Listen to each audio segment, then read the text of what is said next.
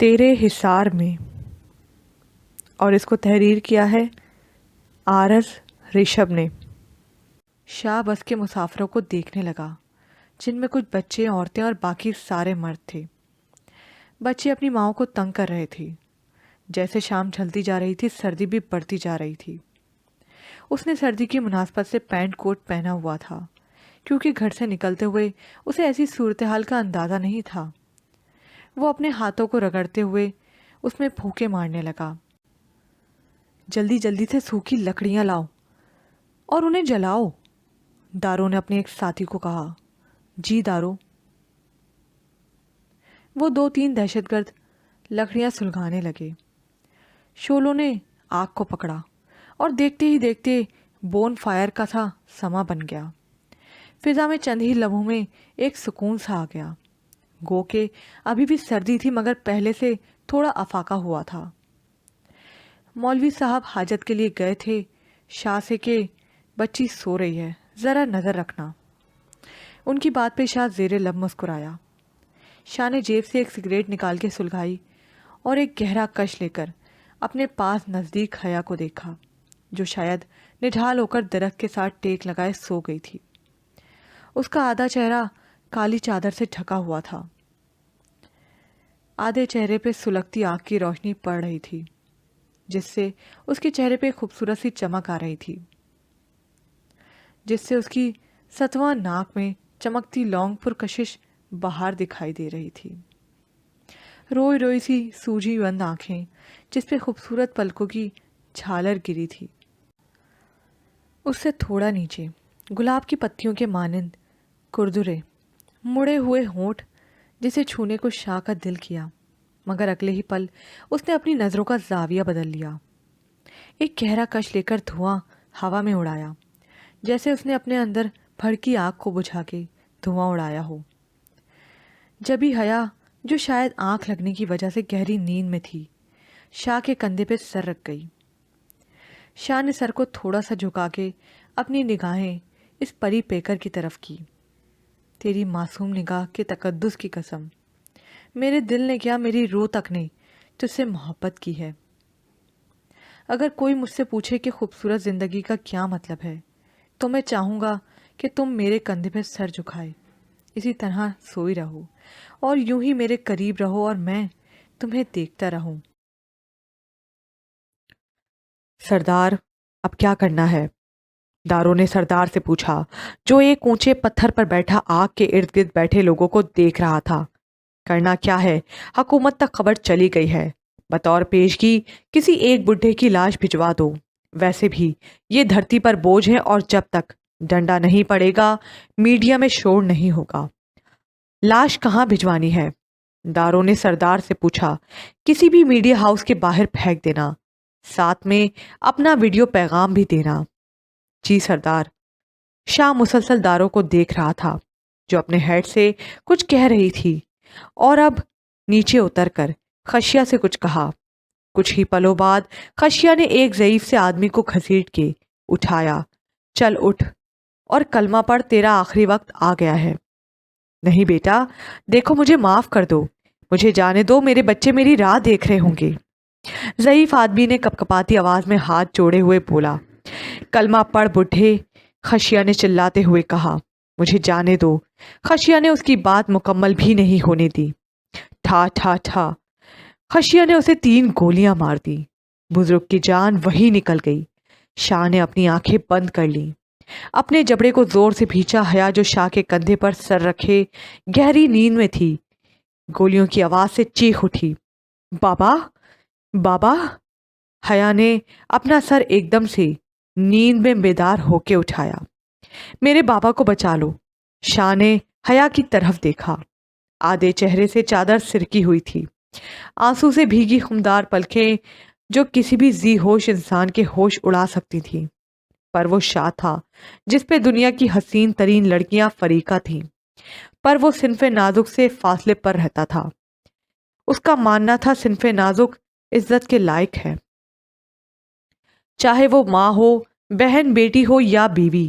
اس کے علاوہ نامحرم سے تعلقات کچھ بھی معنی نہیں رکھتے۔ शाह ने हया का बाजू जोर से पकड़कर खींच के उसे अपने साथ जुड़ गए। शाह ने हया का बाजू जोर से पकड़ के खींचा कि वो उसके साथ जुड़ गई। फिर उसे हल्की आवाज में गुर्रा के उसके कान में कहा, अपनी आवाज धीमी रखो और अब ये कीमती मोती मुझे तुम बहाती हुई नजर ना आओ, वरना अगली गोली तुम्हें लगेगी, समझी? हया ने सर हाँ में हिला डाला, डर के मारे। गुड। फिर शाह ने उसका बाजू आहिस्ता से छोड़ा तो वो फौरन शाह से थोड़ा फासले पर हो गई और अपने बाजू को सहलाने लगी। क्या हुआ? शाह ने पूछा। दर्द हो रहा है? हया अपने बेकाबू होते आंसुओं को रोकने की कोशिश में हलकान होती सर हाँ में हिला गई। अगली बार एहतियात से छूऊंगा। आई एम सॉरी, शाह ने निहायत आहिस्ता आवाज में कहा, जिससे उसके मुंह से धुआं निकला जो शदीद सर्दी की तर्जुमानी कर रहा था। शाह ने निहायत आहिस्ता आवाज में कहा कि हया को उसके हिलते हुए लब दिखाई दिए। फिर बिना समझे हाँ में सर हिला दिया। इतने संगीन माहौल में भी शाह को उसकी इस मासूम हरकत पे टूट के प्यार आया। रियली? शाह ने अपनी एक आंख ऊंची करके हया को देखा और अपने एक हाथ से अनाबी लबों की मुस्कुराहट छुपाई, जिससे उसके हाथ की जंजीर वाला ब्रेसलेट हया की नज़र से गुजरा। जी। हया ने फिर से सर को हाँ में हिलाया। इससे पहले कि शाह कोई अमली इकदाम उठाता, शाह के चेहरे पर एकदम से आने वाली आवाज़ सुनकर करख्ती आ गई। अपनी मुट्ठियों को ज़ोर से भींचा। ओए मौलवी, खशिया ने मौलवी साहब को मुखातिब किया, जो एक दहशतगर्द के साथ ढलानों से गुजरते हुए नदी के पास से आ रहे थे। आज इसकी लाश का तोहफा हुकूमत को भेजना है, कल तेरी बारी है बुड्ढे। उसने हया और शाह के नज़दीक जाते मौलवी साहब को मुखातिब किया। जब तक हमारा बंदा नहीं आ जाता हम रोज़ एक लाश भेजेंगे, समझे? अब सब ये खाना खाओ और सो जाओ, खशिया ने चीख के कहा। खशिया के जाते ही मौलवी साहब हया और शाह के बीच में आकर बैठ गए। हया बाबा का हाथ थामे ज़ोर ज़ोर से रोने लगी। नहीं बाबा, मैं आपको कुछ नहीं होने दूंगी। बेटी रो मत। अगर मेरा कल वक्त मुकर्रर है तो दुनिया की कोई ताकत मुझे जाने से नहीं रोक सकती। मैंने आपको सिर्फ बेटी कहा नहीं, माना भी है दिल से। आप चुप करके ये खाना खाओ, खाने से नाराज़गी नहीं दिखाते। शाबाश। मौलवी साहब ने हया के सर पर हाथ रख के प्यार से कहा। आप खाना खाओ, मैं ज़रा शाह से कुछ बात कर लूँ। जी बाबा। मौलवी साहब थोड़ा सा आगे होके शाह की तरफ बैठ गए और आहिस्ता आवाज़ में शाह को मुखातिब किया। बेटा, मुझे आपसे एक ज़रूरी बात करनी है, अगर आप सुन लें। जी मौलवी साहब। बेटा, ज़िंदगी का कोई भरोसा नहीं, आज है तो कल नहीं। वो जो ऊपर बैठा है ना वो सब जानता है। मौलवी साहब ने एक लंबी सांस लेते हुए कहा। आपके सामने वो मुझे धमकी देकर गया है। बाबा, कुछ नहीं होगा, शाह ने कहा। बेटा, पहले आप मेरी बात सुन लें। मैं बे औलाद हूँ, इस्लामाबाद की एक मस्जिद का पेशे इमाम हूँ। लाहौर किसी जानने वाले की शादी में आया था और वापसी में यहाँ फंस गया। बेटे जी, अल्लाह ने चाहे कुछ ही घंटों के लिए पर मुझे एक यतीम बच्ची के सर पे दस्ते शफकत रखने की सादत दी है। ज़िंदगी का कोई भरोसा नहीं, वो एक यतीम बेसहारा बच्ची है। मैं मरने से पहले उसे महफूज हाथों में देखना चाहता हूँ। क्या आप मुझे बता सकते हैं कि आप हया को कब से जानते हैं?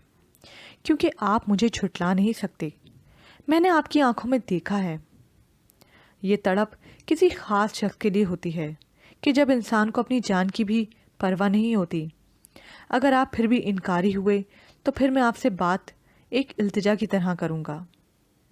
क्या आप सिर्फ इस जंगल की हद तक मेरी बेटी को अपनी ज़ौजियत में ले लेंगे? फिर बेशक जब आप लोग आज़ाद हो गए तो बाहमी रजामंदी से फ़ैसला कर लेना। क्या आप ये मेरी बात मान सकते हैं? मैं आपके बाबा की जगह हूँ बेटा। शाह ने उन्हें कुछ पल देखा,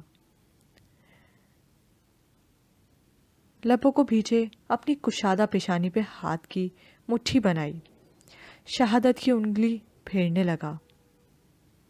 आप हया से पूछे पहले کیا وہ مجھ سے شادی کرے گی؟ مولوی صاحب نے گردن ہلائی۔ ٹھیک ہے بیٹا۔ مولوی صاحب نے اپنا رخ اب حیا کی طرف کیا۔ حیا بیٹے، میں کس درجہ اہمیت رکھتا ہوں؟ بابا، یہ کیسا سوال ہے؟ میں نے آپ کو بابا کہا ہے، یعنی آپ میرے بابا ہیں۔ حیا نے دھیمی آواز میں کہا۔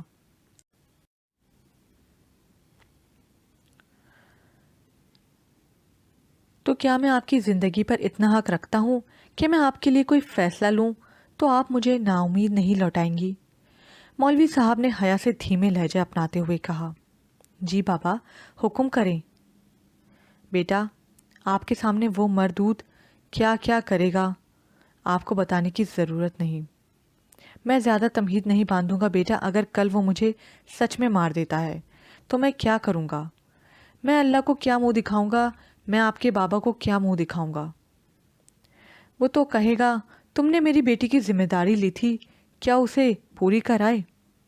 تو بیٹا میں یہ سوچ رہا ہوں کہ آپ کا کیا ہوگا یہاں، اس لیے میں نے یہ فیصلہ کیا ہے کہ آپ کا نکاح میں اپنے ولی ہونے کی حیثیت سے شاہ بیٹے سے کر دوں۔ کیا؟ حیا نے چلا کے کہا۔ شاہ جو بظاہر سامنے بیٹھی بچوں کو دیکھ رہا تھا مگر اس کا دھیان سارا حیا میں اٹکا تھا۔ اس کے کیا کہنے پر شاہ کے چہرے پہ مسکراہٹ آ گئی، جیسے اسے معلوم ہو کہ وہ بھڑکے گی۔ بابا، میں شادی نہیں کر سکتی، حیا نے چہرے پہ زمانے بھر کی سختی لا کر کہا۔ مگر کیوں بیٹا؟ مولوی صاحب نے حیا سے پھر پوچھا۔ شاہ کو اپنے اندر بھڑکی آگ کو بجھانے کے لیے سگریٹ کی سخت طلب ہوئی۔ اسے ایک سگریٹ سلگائی اور ایک گہرا کش لیا۔ کیونکہ میں شادی شدہ ہوں بابا۔ حیا کی اس بات پہ شاہ کے لبوں پر دل فریب مسکراہٹ چھا گئی۔ نہ صرف شادی شدہ بلکہ یوں کہنا مناسب ہوگا میں کسی کی بیوہ ہوں۔ حیا کی اس بات پہ سگریٹ پیتا شاہ چونکتا زور سے کھانسنا شروع ہو گیا۔ ماضی۔ دیپال پور پنجاب کے ضلع اوکاڑا کا ایک شہر ہے جو تحصیل دیپال پور کے ہیڈ کوارٹر کے طور پر خدمات انجام دیتا تھا۔ وہاں کے جاگیردار سیف علی شاہ جو برسوں پرانی باپ دادا کی ریت و رواج کی رکھوالی کر رہے تھے، ان کی شادی اپنے ریتی رواج کے مطابق خاندانی لڑکی سے ہوئی تھی، جس سے اللہ نے انہیں 2 بیٹے عطا کیے، رحیم علی شاہ اور دوسرے بیٹے رحمان علی شاہ۔ رحیم علی شاہ کی عادت اپنے والد سیف علی شاہ پر گئی تھی، اکھڑ مزاج، ضدی اور اپنی بے جا ریتی رواج کو اہمیت دینے والے، جبکہ رحمان علی شاہ نرم دلی، عاجزی اور انکساری اپنی والدہ سے وراثت میں لائے تھے۔ رحیم علی شاہ کی شادی اپنے چچا کی بیٹی زبیدہ بی بی سے ہوئی تھی، جس سے اللہ نے انہیں چاند سا بیٹا کیان علی شاہ جو منہ میں سونے کا چمچہ لے کر پیدا ہوا تھا، جبکہ رحمان علی شاہ نے اپنے بابا کے خلاف جا کے خاندانی منگیتر صنوبر شاہ چھوڑ کر گاؤں کی ایک غریب بے سہارا یتیم لڑکی ہاجرہ جو زبیدہ بھابھی کی سہیلی تھی محبت میں گرفتار ہو گئیں، جس پر سیف علی شاہ نے ریت و رواج کے مطابق انہیں اپنی جائیداد سے بے دخل کر دیا اور حکم دیا کہ راتوں رات اپنی بیوی کو لے کر حویلی سے نکل جاؤ۔ رحیم علی شاہ اپنے بھائی کے اس فعل سے سخت کبیدہ تھے۔ انہیں اپنے بھائی سے بے انتہا محبت تھی مگر اپنے بابا کی حکم کی روگردانی نہیں کر سکتے تھے، اس لیے خاموشی سے اپنے کمرے میں چلے گئے، جبکہ زبیدہ بی بی ایک طرف اپنی سہیلی ہاجرہ کی شادی اپنے دیور رحمان علی شاہ سے ہونے پر بہت خوش تھیں۔ رحمان بھائی رکیں، زبیدہ بی بی نے باہر نکلتے اپنے دیور کو آواز دی۔ جی بھابھی۔ اپنی بہن سے ملے بغیر جا رہے تھے؟ نہیں بھابھی، ایسی بات نہیں، بابا نے قسم دی ہے میں حکم عدولی کا مرتکب نہیں ہو سکتا۔ بے شک، مگر آپ کی بہن آپ کو کچھ دے تو آپ مجھے منع نہیں کر سکتے۔ یہ میری امی کی طرف کے زیورات ہیں، اسے آپ رکھ لیں، یہ آپ کے کام آئیں گے۔ رحمان علی شاہ نے بھابھی کے ہاتھ میں لال رنگ کی پوٹلی دیکھی۔ نہیں بھابھی، میں حویلی سے کچھ نہیں لے کر جاؤں گا۔ مگر بھائی، یہ میرا ذاتی زیور ہے، اس حویلی کے لوگوں کی ملکیت نہیں ہے۔ اگر آپ نے مجھ سے یہ نہیں لیا تو میں سمجھوں گی آپ ہمیں اپنی بہن نہیں سمجھتے، اور میں یہ آپ کو ایسے ہی تھوڑی دے رہی ہوں، میں یہ ایک دن آپ سے سود سمیت واپس لوں گی۔ رحمان صاحب کچھ پل سوچتے رہے، پھر کہا ٹھیک ہے۔ پھر حاجہ سے گلے ملی اور کہا میرے بھائی کا دھیان رکھنا۔ اس رات رحمان علی شاہ حویلی سے ہمیشہ کے لیے چلے گئے، مگر زبیدہ بی بی نے بنا کسی کو بتائے اپنے خاص ملازم دین محمد کو رحمان صاحب کے پیچھے لگا دیا تاکہ ان کے بارے میں معلومات حاصل کر سکیں کہ وہ کہاں رہائش پذیر ہوئے۔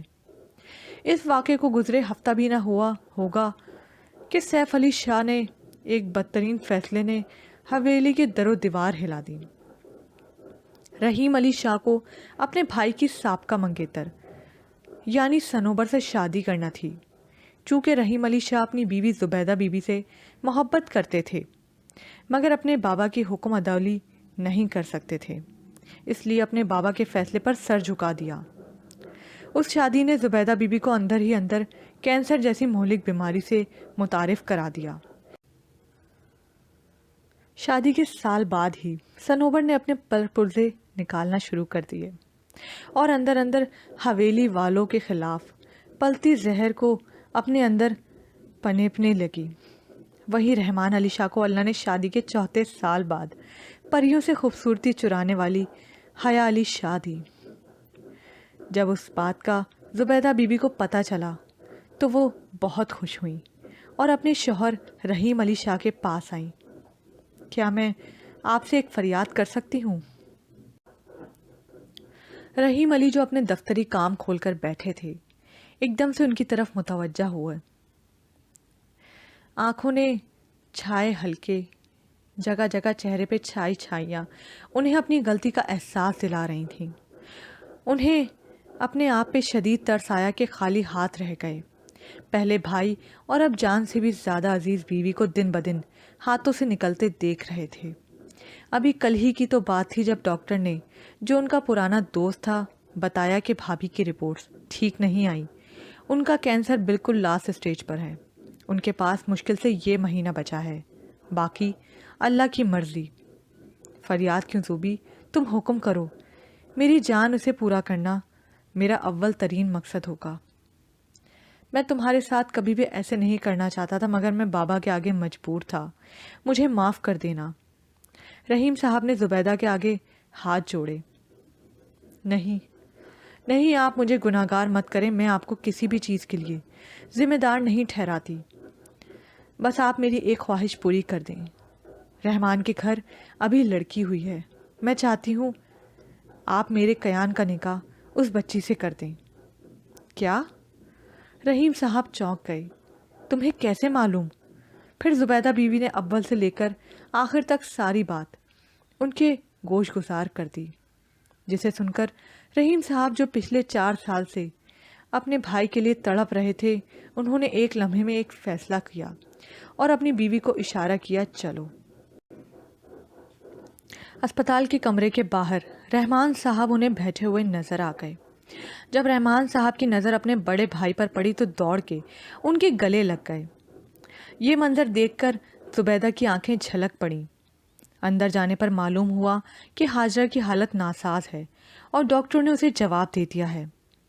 تو رحیم صاحب کو اپنی اور رحمان کی حالت ایک جیسی لگی اور بھائی کو اپنے آنے کا مقصد بتایا، جسے سن کر کچھ پل کے لیے رحمان علی شاہ مانو گنگے ہو گئے۔ رحمان، کیا تمہیں میری بات پسند نہیں آئی؟ کیا میرے قیان میں کوئی کمی ہے جو تم اتنا سوچ رہے ہو؟ نہیں بھائی، قیان تو میری جان ہے، میں بابا کا سوچ رہا ہوں۔ رحمان صاحب نے اپنا خدشہ بتایا۔ تم بابا جان کو سوچنا چھوڑ دو، انہیں اب قیان اور ننھی پری کے لیے خود ماننا پڑے گا۔ تم بس نکاح کی تیاری کرو، میں چاہتا ہوں بھابھی اپنے سامنے اپنی بچی کے فرض سے سبکدوش ہو۔ رحمان نے سر ہاں میں ہلایا۔ پھر ننھی پری حیا علی شاہ کا نکاح قیان علی شاہ سے ہوا۔ حال تو بیٹا، اسلام میں کہاں لکھا ہے کہ بیوہ کا دوبارہ نکاح نہیں ہو سکتا؟ یہ بہت ہی بودی وجہ ہے۔ مولوی صاحب نے حیا پر برہم ہوتے ہوئے کہا، بابا پلیز، آپ مجھے اس بات کے لیے مجبور مت کریں، میں یہ کام نہیں کر سکتی، یہ میرے بابا کی آخری خواہش بھی تھی کہ میں اپنے شوہر کے ساتھ رہوں، اور ویسے بھی بابا، ہم مشرقی لڑکیاں جب ایک بار کسی کی ہو جائیں تو دوبارہ پلٹنا مشکل ہوتا ہے بابا۔ تو کیا تمہارے نزدیک میری کوئی اہمیت نہیں ہے؟ مولوی صاحب نے پھر پوچھا۔ بابا، آپ کیوں مجھے اس کٹھن راہ کا مسافر بنانا چاہتے ہیں؟ میں اس کی اہل نہیں، میں اس دنیا میں بھی اور آخرت میں بھی کیان علی شاہ کے نام سے جاننا چاہتی ہوں۔ حیا نے اپنی گھٹنوں پر سر جھکائے آہستہ آواز میں کہا۔ پھر ٹھیک ہے، تمہارے نزدیک ہماری کوئی اہمیت نہیں، اب ہم آپ سے دوبارہ نہیں کہیں گے۔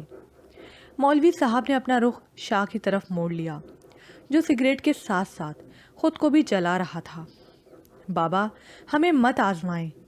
حیا نے بابا کا رخ اپنی طرف کیا تو ان کے چہرے پہ آنسوں کی جھڑی سی، جسے دیکھ کر حیا کا دل پسیج گیا۔ وہ حیا کا ہاتھ جھٹک کے تھوڑی دور اپنے دوسرے دوست کے پاس جا کے بیٹھ گئے۔ شاہ نے حیا کو اپنے دھیان میں بابا کو جاتا دیکھ رہی تھی، بازو سے کھینچ کے اپنے ساتھ لگایا۔ تم انتہائی پتھر دل لڑکی ہو جو کسی کا دل بھی نہیں رکھ سکتی۔ تمہیں کیا لگا میں مرا جا رہا ہوں تم سے شادی کرنے کے لیے؟ مجھے بابا کے آنسوؤں نے مجبور کر دیا۔ وہ تو تمہیں اپنی حقیقی بیٹی سمجھ کے اتنے سینٹی ہو گئے۔ اب اگر تم نے اگلے 5 منٹ میں بابا کو ہاں نہیں کی تو میں تمہیں خود سردار اور داروں کو دے آؤں گا۔ اور ایک بات، تم سے شادی کر کے مجھے ساری زندگی نہیں گزارنی۔ میں اپنی پسند کی لڑکی سے شادی کروں گا۔ ویسے بھی تم میرے ٹائپ کی نہیں۔ جیسے ہی حالات سازگار ہوں گے میں تمہیں چھوڑ دوں گا، پھر رہنا تم اپنے کیان علی شاہ کے ساتھ۔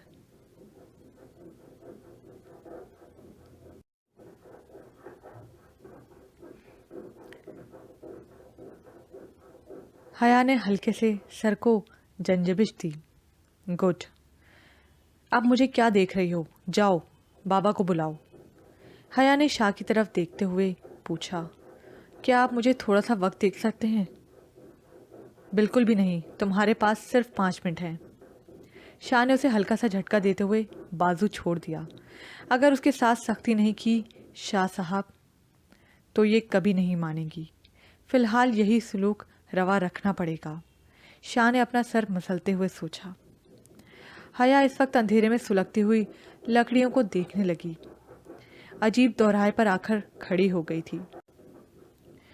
اس وقت اسے اپنی زندگی ایک فلم کی طرح لگ رہی تھی، جس میں ہر کوئی اس کی زندگی کا فیصلہ اپنے من مطابق کر رہا تھا۔ ایک طرف حیا کے دل نے کہا کہ میں کیوں کسی کی بات مانوں، میں کیوں کسی کا حکم بجا لاؤں، میں نہیں کروں گی، ہاں میں نہیں کروں گی۔ تبھی حیا کو لگا جیسے اس کے بابا نے اسے پکارا ہو۔ حیا، حیا، کیا تمہیں میں نے اتنا خودسر ہونا سکھایا تھا؟ حیا کو ایسے لگا جیسے اس کے بابا اس سے ناراض ہو رہے ہوں۔ بابا، میں کیا کروں؟ مجھے کچھ سمجھ نہیں آ رہا۔ بیٹے، سب اللہ پہ چھوڑ دو، وہ بہترین سوچنے والا ہے۔ اگر آپ کا کیلولا ہو گیا ہو تو بلاؤں بابا کو؟ شاہ نے حیا کے آگے ہاتھ لہرایا۔ حیا نے چند لمحے شاہ کو دیکھا اور ہاں میں گردن ہلا دی۔ کچھ ہی لمحوں میں بابا شاہ اور حیا سے ان کی رضامندی پوچھ رہے تھے۔ حیا نے اس بات میں سر ہلا دیا جس پر بابا بہت خوش ہوئے۔ میری بچی، میں جانتا ہوں تمہیں میرا یہ فیصلہ بہت عجیب لگ رہا ہوگا، مگر جس طرح کے حالات ہیں بیٹا مجھے یہی مناسب لگا۔ دیکھنا آگے جا کے سب ٹھیک ہو جائے گا انشاءاللہ۔ پھر بابا نے اپنے ساتھ آئے دوستوں کو پہلے ہی سمجھا دیا تھا کہ ایک ایک کر کے درخت کے نزدیک بیٹھ جانا۔ جیسے ہی فجر کا وقت نزدیک ہوگا پوچھیں گے تو کہہ دیں گے ہم سب باجماعت نماز کے لیے ایک ساتھ اکٹھا ہوئے ہیں۔ میرے خیال سے اس پر منع نہیں کریں گے، اس وقت ہم ان کا نکاح پڑھا دیں گے۔ آگے اللہ مالک۔ ماضی نکاح کے فوراً بعد رحیم صاحب اپنے بھائی سے یہ وعدہ لے کر گئے کہ بہت جلد حیا کو اس کا حق دلاؤں گا، تم پریشان مت ہونا۔ مجھے ایک ضروری جگہ جانا ہے زوبی کے ساتھ، میں پھر آؤں گا۔ پھر ہونا کیا تھا، اگلے دن کیان کو موسم بخار نے آ گھیرا۔ زبیدہ بیگم ہسپتال جانے کے لیے بے قرار ہوئی۔ جان سے عزیز دوست زندگی اور موت کی جنگ لڑ رہی تھی اور وہ اس کے پاس موجود نہیں تھی۔ زوبی، تم پریشان مت ہو، کیان کو बी जान के पास दो, मैं गाड़ी निकालता हूँ, जल्दी से नीचे आओ। जी शाह जी। रास्ते में रहीम अली शाह और जुबैदा बीबी की गाड़ी बहुत बुरा हादसा का शिकार हो गई, जिसमें दोनों जाँबर ना हो सके। घर में एक साथ दो जनाजे आने पर सैफ अली शाह को दिल का शदीद दौरा पड़ा और वो भी जिंदगी की जंग हार गए। दूसरी जानिब रहमान अली शाह बीवी और बच्ची को एक साथ संभाले अस्पताल में भाई का इंतज़ार ही करते रहे, मगर वो इंतज़ार तवील से तवील तर होता गया। 5 दिन शदीद अलालत में गुजार के हाजरा अपनी सारी तकलीफ़ों से आज़ाद हो गई। यहाँ पर ये पाठ अख्ताम को पहुँचा। मज़ीद पाठ सुनने के लिए उर्दू नॉवेल्स अवर प्राइड को लाइक कीजिए, सब्सक्राइब कीजिए, शेयर कीजिए, कमेंट करना मत भूलिएगा।